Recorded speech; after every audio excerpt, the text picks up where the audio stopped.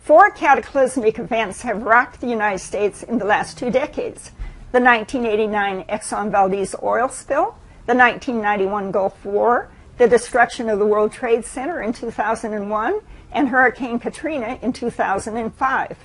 At first glance, these events might seem to have little in common, but all have left in their wake large numbers of people who are now chronically ill after exposure to large amounts of toxic chemicals. In my 2008 book, Amputated Lives: Coping with Chemical Sensitivity, I write about the devastating effects of these major toxic exposures.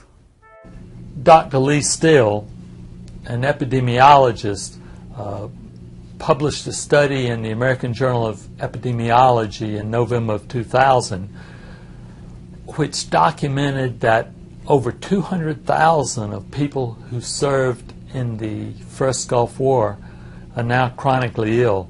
That's over 1/3 of those who served. In the mid-1990s, I commanded Walter Reed Army Medical Center. I continued to work on looking for causes for the illnesses suffered by many Gulf War veterans, illnesses that clearly were more than stress-related. I looked at vaccines, I looked at exposure to smokes, to other toxic chemicals, petrochemicals, and so forth, all that were part of that battlefield experience. And I came to the conclusion that at least one of the explanations was multiple chemical sensitivity, something where a variety of toxic elements, even at low levels by themselves in combination, may in susceptible individuals be causing these illnesses. And I believe so much more work needs to be done in that, but it is clearly one of the explanations. I've been tracking the firefighters post 9/11, and what many have told me, and their medical reports have shown that they've become hypersensitive to other chemicals that are out there. They could be fine for a while, they have respiratory problems, they run 3/4 time, meaning that they're not on active duty, and boom, they'll come across perfume or other chemicals out there, even household cleaning chemicals, and they'll just become immobilized. Some of them just become so sick that they basically can't function on a daily level. One of the things that we uncovered at EPA doing investigations of releases of hazardous material is large numbers of people where there are releases start to develop what we call chemical sensitivity. And so we're seeing health effects to the public around hazardous sites like the World Trade Center a year, 2 years, 3 years down the line, where people are now sensitive to chemicals. A little bit of perfume, for example, which would not affect anybody, can make people deathly ill. In June of 2009, the CDC put on its internal website an indoor air environmental quality policy intended to maintain good indoor air quality in buildings in which its employees worked. So, among other things, the CDC policy states scented or fragranced products are prohibited at all times in all interior space owned, rented, or leased by the CDC.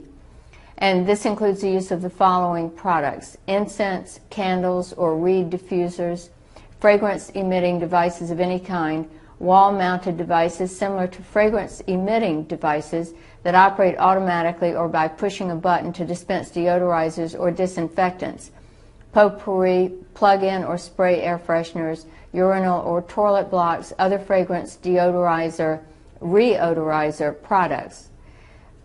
In addition, the CDC encourages employees to be as fragrance-free as possible when they arrive in the workplace. The policy states fragrance is not appropriate for a professional work environment, and the use of some products with fragrance may be detrimental to the health of workers with the following diseases: chemical sensitivities, allergies, asthma, and chronic headaches and migraines. Professor Ann Steinemann, a civil engineer who has taught at both Georgia Tech and the University of Washington, has analyzed the secret ingredients in several leading fragranced products like air fresheners and laundry products. Dr. Steinemann found significant numbers of toxic chemicals in these products. Dr. Steinemann's website, contains extensive information about her studies. The CDC indoor air quality policy is a very important policy and provides an example of what we should be doing in every workplace in this country. I think all workplaces should be fragrance-free. The number of people who are chemically sensitive and or with diagnosed MCS is increasing on a daily basis. A fragrance-free policy allows those individuals who are chemically sensitive to continue their employment. As a result, they do not have to turn to Social Security disability for income. Those who are not the beneficiaries of a fragrance-free policy are often unable to work and do find themselves on Social Security disability.